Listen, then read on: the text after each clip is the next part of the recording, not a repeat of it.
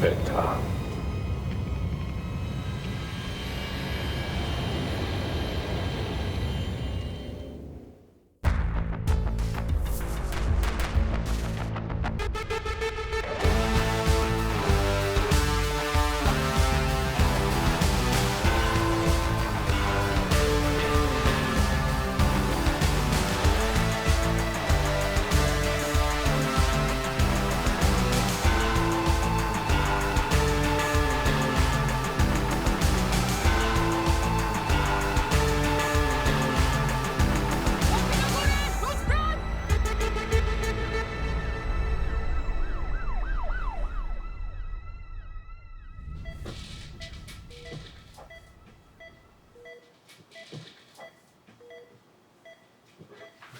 Nareszcie jakaś znajoma twarz. Jak się czujesz? Pompują tu we mnie niezły towar. Jakby nie to, byłoby źle. Pamiętasz, jak tu trafiłeś? Mówią, że jakiś kutas do mnie strzela. Mamy Spartaniu. Kto? Nie wiem, ale się dowiem. A mnie pamiętasz? No co ty, Wiking? Przecież się przyjaźnimy, jesteś moim ulubionym gliną. Kto ci tak ryja ubił? Nie wiem. Ale się dowiem. Lecę. No, nie rób mi tego. Pilnują mnie, to jesteś smutni, czasami tylko jakaś piguła wpadnie. Nudzę się. Już niedługo.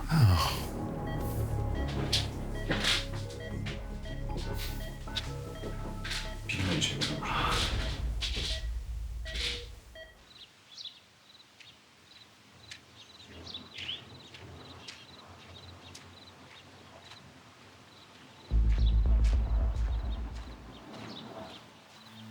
Proszę pana. Wszystko w porządku? Proszę pana, nic panu nie jest?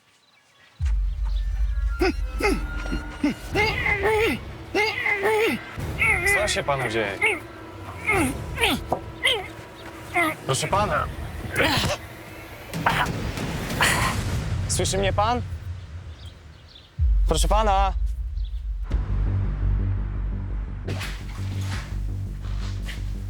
Byłeś u niego? Byłem.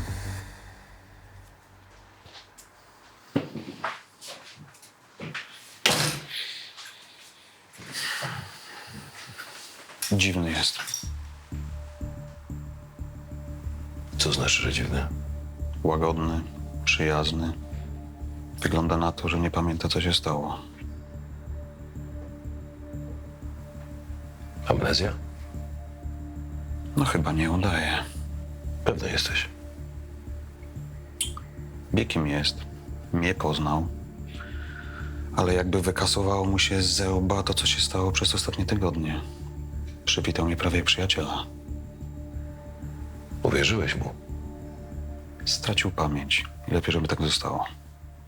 Dla ciebie to najlepsza opcja. Nawet jeżeli zeznaje, jak było naprawdę, poniosę konsekwencje. I niczego nie żałuję. Może tylko tego, że jeszcze żyję. Wyluzuj, Potoczny. Jest tak, jak napisałeś w raporcie. To było działanie w obronie własnej. Nie ma innej wersji. To się pokrywa w 100% z moim raportem. A ja byłbym spokojniejszy, gdyby był martwy. Ale żyje. Jakby nie było, to już koniec tatka Potocznego na Gorczaku. To byś miał rację. Dzień dobry, panie dyżurny. Potrzebuję natychmiastowej i dyskretnej pomocy. Kradziono mi zwłoki. Co? 3 ciała muszą natychmiast wrócić na miejsce. Nic nie rozumiem. Przepraszam, w nerwach jestem. Pracuję w kostnicy, w szpitalu.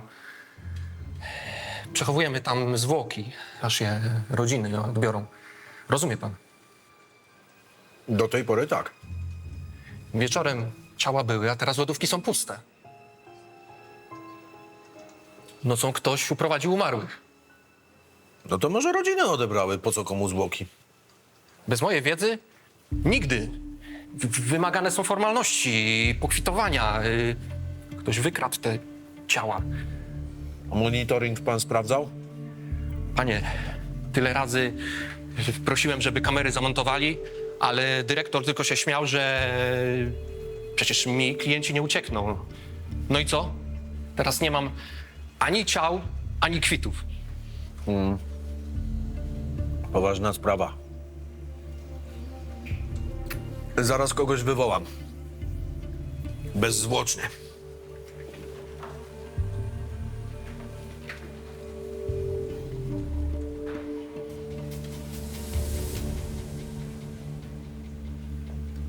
Nie odbiera. Pan usiądzie. Nie usiądę. Człowieku, błagam, nie mamy czasu. Jak ja tym rodzinom w oczy spojrzę? Przecież to się nie godzi. Ale spokojnie, chwilę tylko. Nie ma chwili, nie ma spokojnie. To są ludzie, nie żywi, ale ludzie. Ktoś ich teraz zbezcześci. Pan rozumie, co to znaczy? Co tu się dzieje?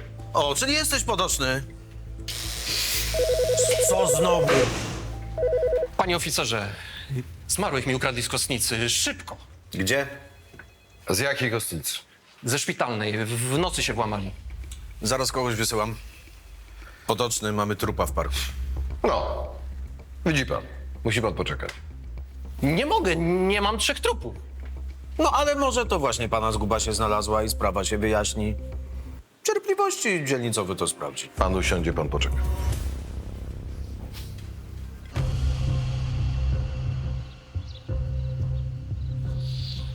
No, nieźle go powykręcało. Od czego to? No, podobnie wyglądają ciała po silnych dopalaczach, ale facet był koło 80. Chyba raczej nie ćpał. Nie takie rzeczy na Gorczaku widzieliśmy, bracie.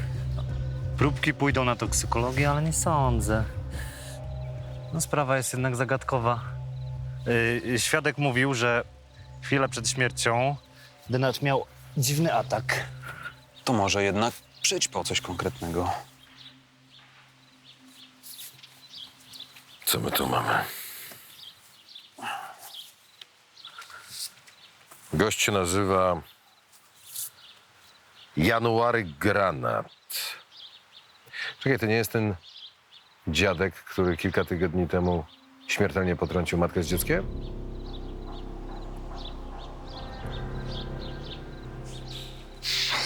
Ten pan siedział na ławce i wyglądał, jakby zasnął. Często pan pomaga śpiącym nieznajomym w parku? Mój dziadek choruje na cukrzycę, więc wiem, że takie zaśnięcie bywa niebezpieczne. Śpiączka cukrzycowa to może zabić. Ale tego się nie spodziewałem. Ale czego konkretnie? On wyglądał, jakby go diabeł opętał.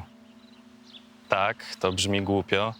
Ja nawet nie jestem wierzący, ale nie wiem, jak to inaczej określić. Niech pan powie, co pan widział po prostu.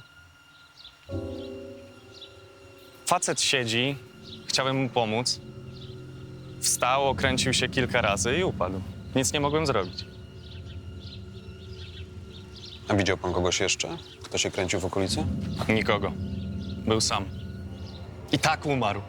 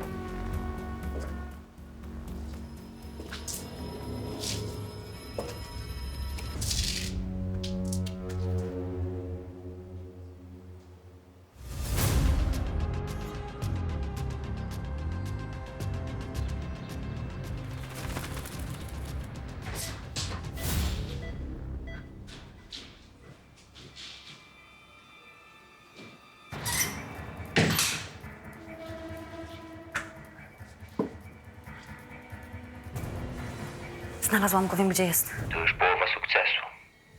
Ale to się nie uda, oni go ciągle pilnują. Znajdziesz odpowiedni moment, wierzę w ciebie. Bo jak ci się nie uda, to kurwa nie dożyjesz drugich urodzin swojego dzieciaka.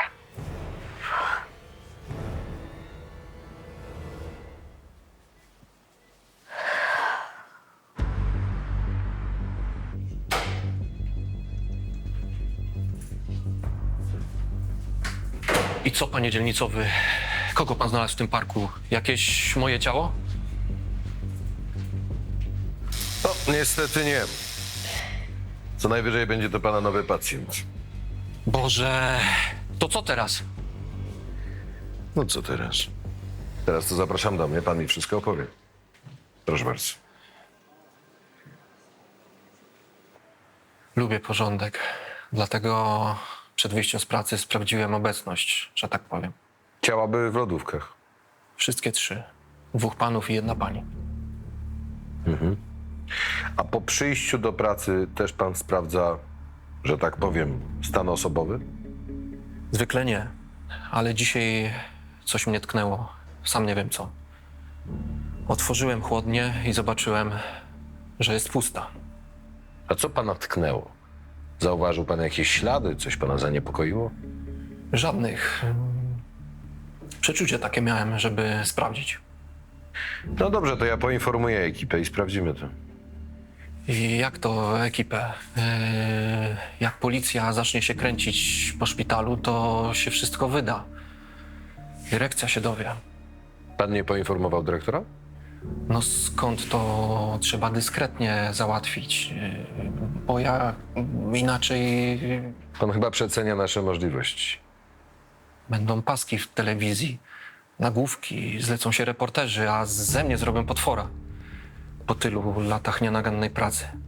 No wie pan, w tej sytuacji naprawdę nie da się tego ukryć.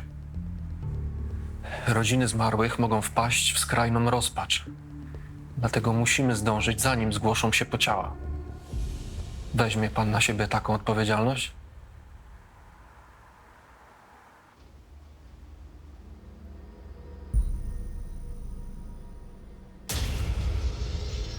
Wszystko musi się udać.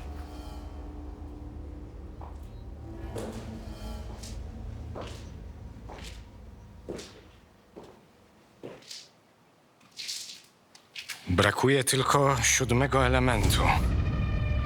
I ty go zdobędziesz. To najważniejszy element beta. Dlatego tobie powierzam tę misję.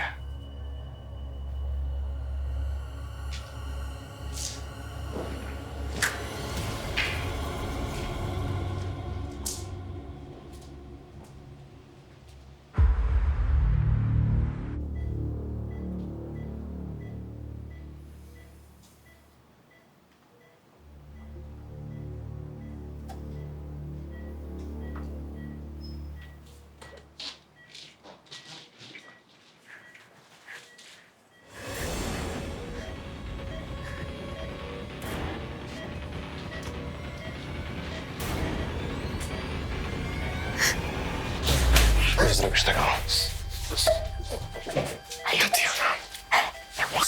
Tatiana. Nie muszę. Hrabia nie zrobi z ciebie morderczyni. Słyszysz mnie? Słyszysz? Tatiana.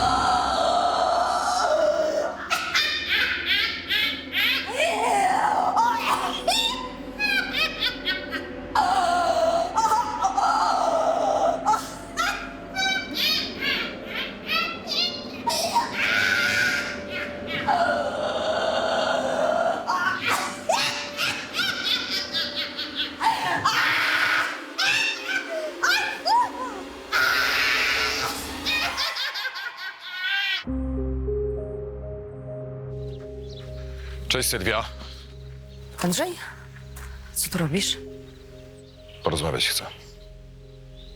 Popełniłem w życiu wiele błędów i niektóre niewybaczalne. No dobrze, że to w końcu do ciebie dotarło. Ale nie wiem, co mam zrobić. Jestem w kropce. Posłuchaj, ja już to przerobiłam. Wybaczyłam ci i tak to zostało. Rozumiem. Sylwia, posłuchaj. Nasza córka Patrycja Nasza musi... córka Patrycja.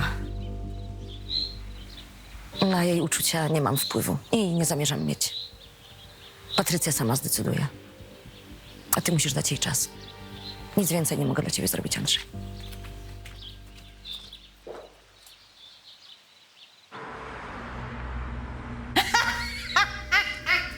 Pani Janino, Boże, co się stało? Co się stało pani?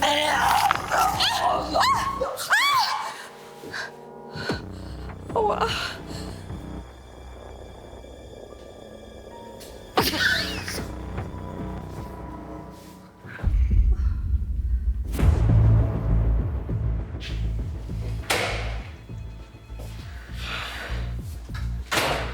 Cześć. Cześć. Wczoraj nie tylko z naszego szpitala uprowadzono truposzy. Kliniczny w Natowicach też zgłasza brak 3 ciał. Czuję, że coś się zaczyna. Która to komenda dostała? Dołączyli to do naszej sprawy. Papiery zaniosłem Lubeckiemu na biurko. 6 ciał, rozumiesz? Tyle umarlaków krąży po mieście. Chyba leży, nie krąży. To idzie w strasznym tempie. Co będzie dalej?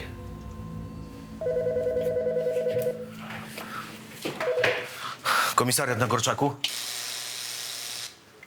No i co z tego, że nietypowy? Przyjąłem. Podoczny. Kolejne wezwanie ze szpitala. Znowu z kostnicy? Z oddziału. Zgłaszają nietypowy przypadek śmierci. Staruszka w agonii pogryzła pielęgniarkę do krwi. To nie jest nasza sprawa. Zgłaszają podejrzenie otrucia tej kobiety. Dobra. Słuchaj, pobiorę sprzęt i zaraz tam pojadę. To wszystko nie jest normalne, rozumiesz? Tak właśnie zaczynają się wszystkie horrory o zombiakach. Sławek, ile ty masz lat, powiedz mi? Wspomnisz moje słowa potoczne. To weź się w garść, w końcu jesteś policjantem. A jak przyjdzie wiking, to powiedz mu, żeby zgłosił się do patologa, bo powinny już przyjść wyniki sekcji zwłok tego staruszka z parku.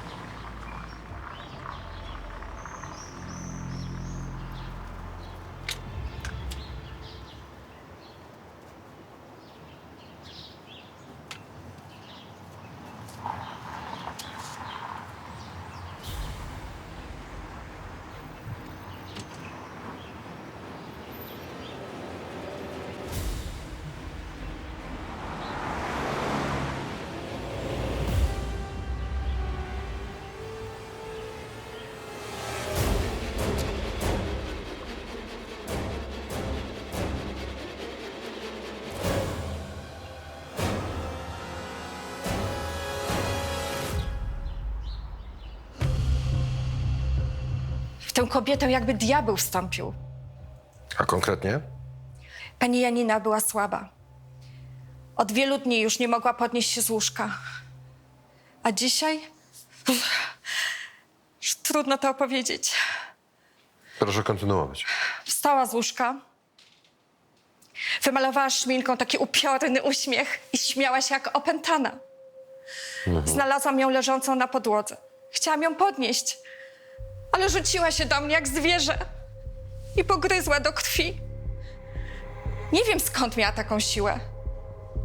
A potem spojrzała tak dziko i umarła. Czy to jest prawdopodobne, że ktoś mógłby jej podać jakieś środki odurzające albo co gorsza otruć? Nie, no przecież żadna z nas. Rano też nikt obcy nie przychodził na oddział. Ja przepraszam, gdzie jest moja Janeczka? Bo jej łóżko jest puste. Pan Mucha, I zabraliście żonę na badania? Panie Edwardzie, nie zdążyliśmy pana poinformować. O czym? Pani Janina, ona zmarła dziś rano. Zmarła? Przecież mieliście ją wyleczyć. Doznała nagłego wstrząsu. Jakiego wstrząsu? Przecież miała wyzdrowieć. Co ja teraz zrobię? Ale nie cierpiała. Ja byłam z nią do końca. Zostawiła mnie bez pożegnania. Janeczko, dlaczego? Proszę, proszę, może pan usiądzie. Panie Edwardzie, możemy się dowiedzieć, dlaczego pańska żona tak nagle zmarła, ale musiałby się pan zgodzić na sekcję zwłok. Oczywiście, że się zgadzam. Tutaj jest moja wizytówka. Bardzo proszę, żeby zgłosił się pan na komendę, jak dojdzie pan do siebie, dobrze? Proszę wody. Potoczny, słucham. Porwanie niemowlaka spod sklepu przemiennej. Zajmij się tym. Dobra, to jadę.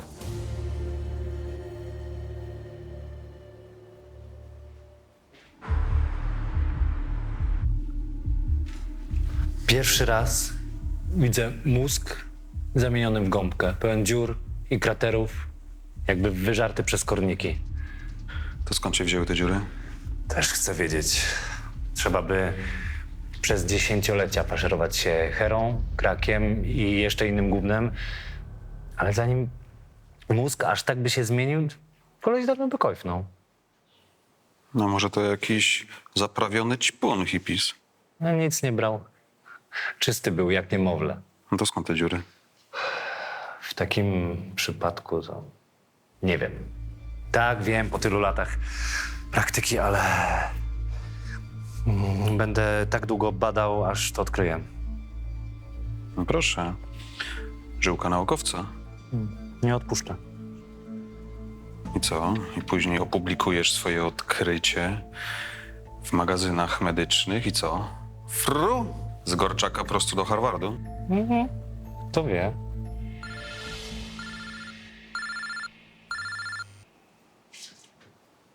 Co tam potoczny? Dziś rano? No. Dobre wiadomości. Mamy kolejny przypadek umarlaka Wesołka. Tu u nas? No, właśnie dzisiaj zmarła kobieta w szpitalu rano. I miała podobne objawy jak nasz gąbczasty z parku. Tak więc szykuj miejsce i przywitaj ją z honorami. Jestem gotowy. Wiem, że to trudne, ale pragniemy jak najszybciej wyjaśnić okoliczności śmierci pani męża. No ale podobno miał atak. A jednak jego śmierć nie wyglądała na zwyczajną. No, ja też z takim czymś nigdy się nie spotkałam. Przepraszam, ale nie wygląda pani na zaskoczoną.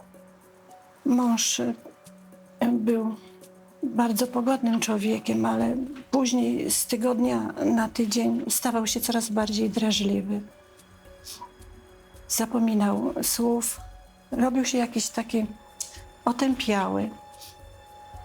Prawdopodobnie to było przyczyną wypadku, który spowodował. A przecież on był ostrożnym kierowcą. A czy w związku z tymi zmianami mąż robił jakieś badania lekarskie? No Natan mówił, że nie musi, że to przejdzie. No, kazał mężowi pić jakieś zioła, ale niestety one w ogóle nie pomagały. A kim jest ten Natan? Lekarzem? Nie, ale mąż bardzo go cenił, bardzo.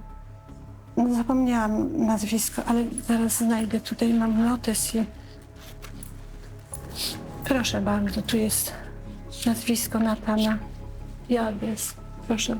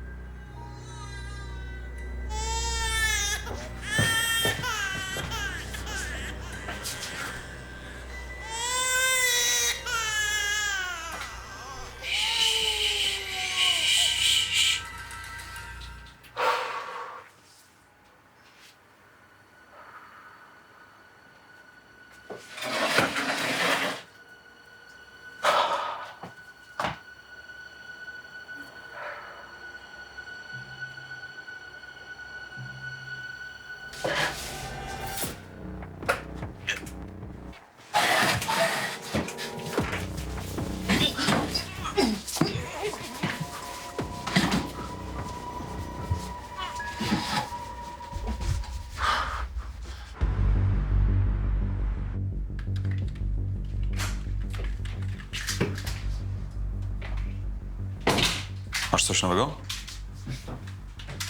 Uprowadzenie niemowlaka spod sklepu. Zrobiłem już rozpytanie, ale sprawę posyłam dalej. Poszło i tak mamy dużo roboty. 6 prowadzonych trupów i żadnych śladów. Ani w naszym szpitalu, ani w klinicznym. Złodzieje wiedzieli, co robią, ale chyba chodziło im o ilość, bo brali, co popadnie. Sprawdziłem tych umarlaków i nic ich z sobą nie wiąże. Tylko po co komu te trupy? Wiesz co, ja mam wrażenie, że dowiemy się bez względu na to, czy coś zrobimy w tej sprawie, czy nie. Tego się właśnie boję. Że polecimy na czerwonych paskach we wszystkich telewizjach. Będziemy świecić oczami, a komendant nam jaja urwie. No i będzie miał rację, bo nie mam żadnego punktu zaczepienia. Gdyby chociaż trupi palec się na dzieli znalazł. Lubecki, nie kracz, bardzo cię proszę.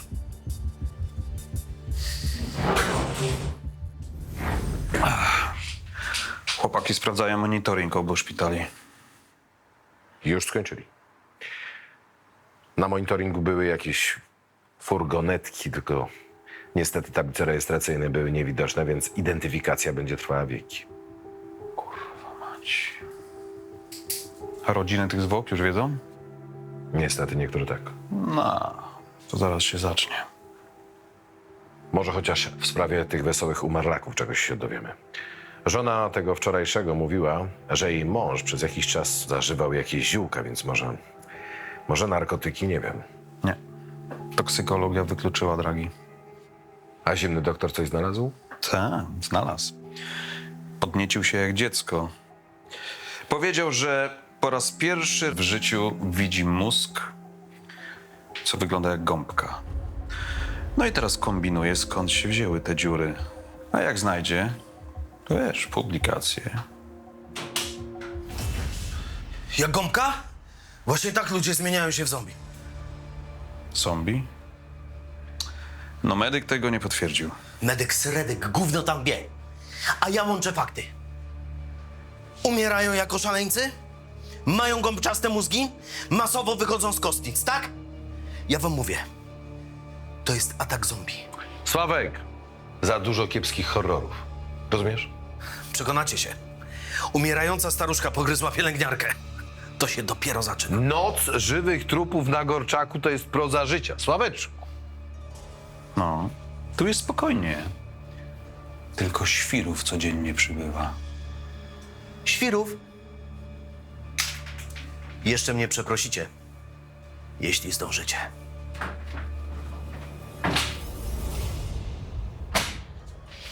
Potoczny, przyszedł mąż babci zombie. Mam nadzieję, że przy nim jej tak nie nazwał. Wiedziałem, że moja Janeczka umrze z tęsknoty, ale nie tak. Z tęsknoty za kim? Za naszą córeczką A gdzie jest córeczka? w niebie. Pociąg ją zabił, jak miała 3 latka. A kiedy to było? To było 58 lat temu. Żona siebie obwiniała, że nie mogła jej upilnować, chciała ją przeprosić. Ale to nie była wina żony. No to mnóstwo czasu już minęło. Coś się wydarzyło ostatnio w związku z tą sprawą? Bardzo się cieszyła, że będzie mogła porozmawiać z Małgosią. Natan jej to obiecał. Tylko o tym ciągle myślała. Jaki Natan? Raz go widziałem. Janeczka bardzo mu ufała. Jeszcze wciągnęła w to Januarego. Widocznie też miał do załatwienia sprawy w niebie. A jak nazwisko Januarego? Granat. January Granat to brat Janeczki i mój przyjaciel. Ostatnio spowodował wypadek, zabił 2 osoby samochodem. Chyba pan słyszał. Już wtedy z nim było coś nie tak. Wczoraj umarł i zostałem zupełnie sam.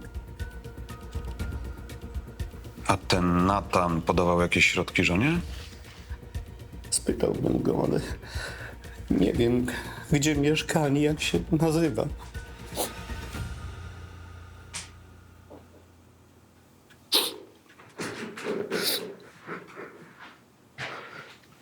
Pozwól.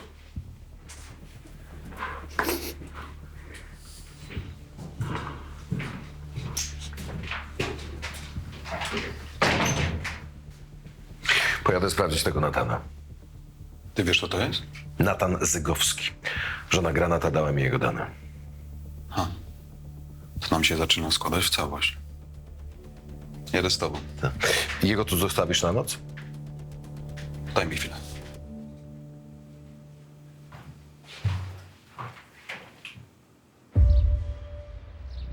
Ojciec wyjechał do sanatorium. Za 2 tygodnie wróci, to wtedy zapraszam. Te zbiory tutaj to rozumiem, że są ojca. Niezwykłe, prawda? A czym się ojciec zajmuje? Czarną magią? No wie pan, no, bądźmy poważni. Ojciec jest antropologiem. Podróżował jako naukowiec bardzo dużo po świecie. Badał zwyczaje plemion, których nie tknęła cywilizacja. Jak byłam mała, to go prawie nie było w domu. No i przywoził te pamiątki. Z Afryki? Afryka za szybko się cywilizuje. Ojciec badał społeczności w Papui Nowej Gwinei. A co go najbardziej interesuje w tych ludziach? Ich rytuały oparte na działaniu prionów, zdaje się. To znaczy, wie pan, ja mogłam też coś pomylić, bo nie mam głowy do tych nazw. To trzeba byłoby ojca spytać, on to najlepiej wyjaśni. O, córeczka się obudziła. Ja sama z nią jestem, także... Jasne. Dobrze, to zadzwonimy do ojca. Proszę dzwonić, proszę się nie krępować do mnie albo do ojca, no tylko może już nie dzisiaj.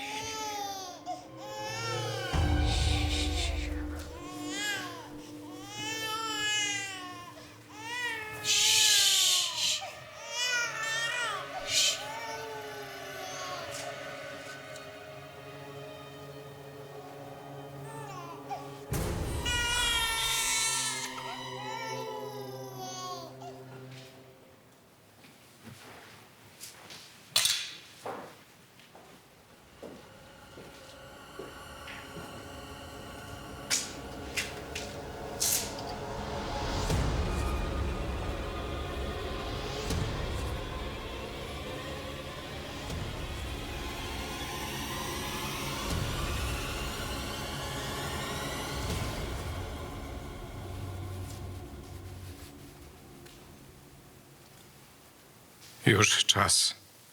Wezwij pozostałych.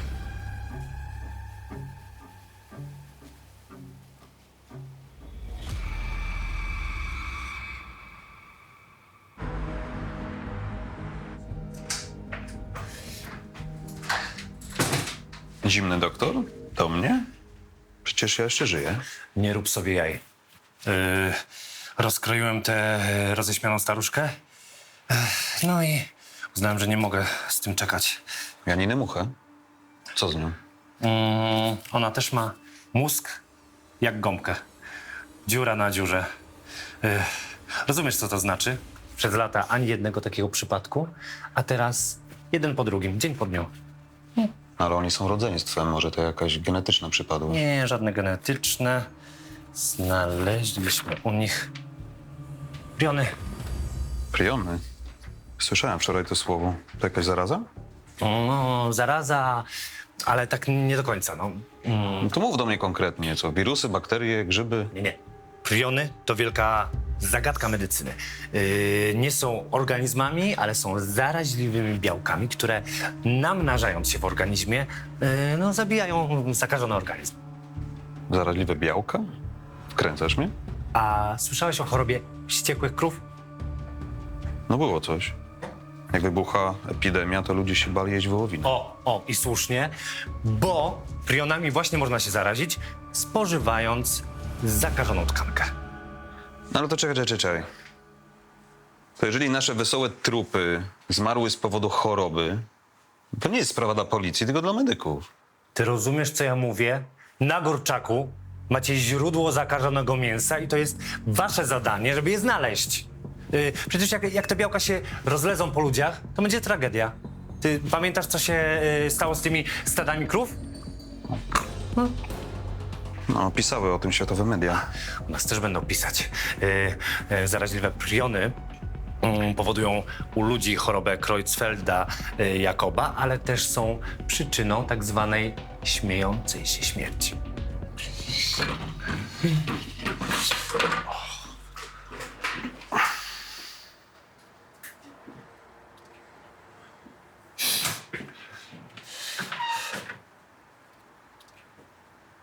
Dobrze się bawicie? Omawiacie sobie batoniki kukuruku? Kuru. Nieuleczalna choroba znaleziona u jednego z papułaskich plemion niedaleko... Nowej Gwinei. Tak jest. Zwana również śmiejącą się śmiercią. Oni zjadali swoich zmarłych, chcąc posiąść ich moce. Do tego jeszcze kanibale. Zaraźliwe priony powodowały ten efekt wesołości tuż przed śmiercią. I zamiast posiadać moce, no kolejni członkowie przyswajali zaraźliwe priony. To jak nasi denaci się zainfekowali tymi prionami? Zjedli zarażonych? No nie ma innej drogi. No. Nasz pacjent zero musiał przyjechać stamtąd. Z Papui Nowej Gwinei. Tak. Co ciekawe, najstarsze hierarchią osoby w plemieniu nie zjadały ofiar śmiejących się śmierci. Dla nich przeznaczone były ciała noworodków, zmarłych noworodków karmionych piersią. Wiking. Dzięki temu... Córka antropologa nie ma dziecka. Wczoraj słyszeliśmy płacz niemowlaka. Więc podejrzewam, że to może być porwane dziecko zmienne. Jadę tam. Czekaj. Przecież to jej ojciec interesuje się ludami z tej Papui Nowej Gwinei. Tak. Kurwa mać! Zbieramy ekipę i zapierdalamy satykami. Ale panowie, ja jeszcze nie skończyłem. Ich strata. Jest jeszcze wiele ciekawych aspektów tej... Przepraszam, Papuasi mnie tak raczej średnio. Bardziej interesują mnie zombiaki z mojej dzielnicy.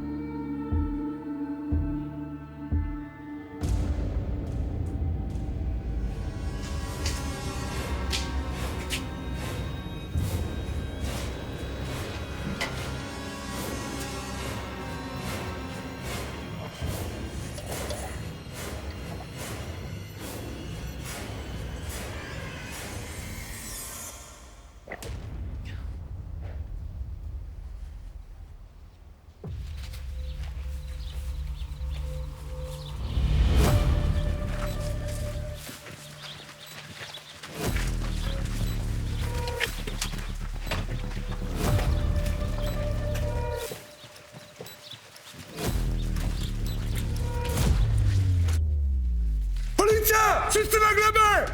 Macie! Gleba! Gleba! Łapy do góry! Gleba mówię! Spokojnie, panowie! Do słupa! Do słupa mówię! Obróć się! Łap do tyłu! Łapy do tyłu mówię! Druga. Idziesz. Stajesz. Stał. Stój tu. Idziemy, stój. Żyję! Zdążyliśmy w ostatniej chwili. Co oni zrobili? Karetkę wezwać! Zabierajcie ich. A tą dwójkę do mnie w pierwszej kolejności. Żyję.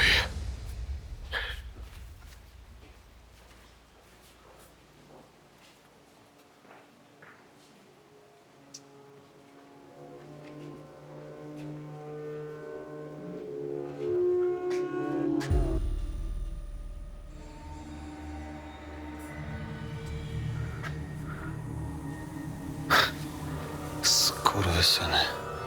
Wszyscy mają rozcięte i puste czaszki.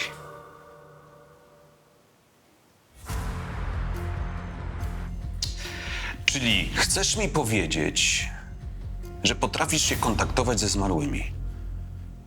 Nawet tymi, którym zeżarłeś mózgi, tak? To tylko ciała. Ja docieram tam, gdzie są naprawdę.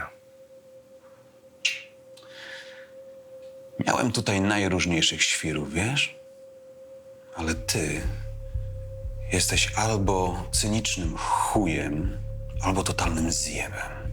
Pan może wątpić. Ale tak naprawdę nic pan o świecie nie wie. Jest pan zbyt zamknięty. Oświeć mnie. Przez 6 lat żyłem w Papui Nowej Gwinei, w plemieniu nieskażonym cywilizacją. Tamtejsi szamani posiedli zdolność kontaktu z umarłymi. A ja przyjąłem ich moc. Jak? Zeżarłeś ich? Tę moc może posiąść każdy, nawet pan. Dzięki. Wolę kurczaka. Wystarczy odprawić rytuał, podczas którego 7 osób przyjmie 7 mózgów 7 umarłych. Przy czym ceremonię należy zakończyć spożyciem mózgu niemowlaka. Wtedy otwiera się brama do potęgi. A za tobą się zamknie krata w celi, z której nie wyjdziesz do końca życia. Dziecku na szczęście nic nie jest. Zdążyliśmy, zanim zrobili mu krzywdę. Mówiłem, że to zombiak. Trzeba go zamknąć w ołowionej trumnie. Wcześniej przebić serce osiekowym kołkiem. To są metody na wampiry. Sławek, pomyliłeś komiksy. A te ciała to skąd brałeś, zanim zacząłeś okradać kostnicę, co? Umarli przekazywali ciała żywym. Plemienny zwyczaj znany od wieków. Wszystko jest proste. Powinien pan otworzyć serce. Z pewnością ma pan kogoś po tamtej stronie, komu nie zdążył pan powiedzieć czegoś ważnego. Ja mogę.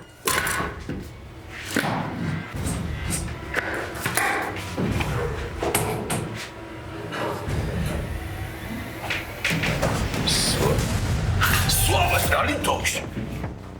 Kupię.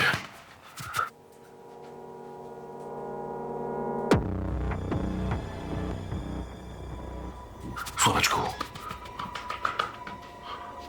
Obudźże się. Sławek.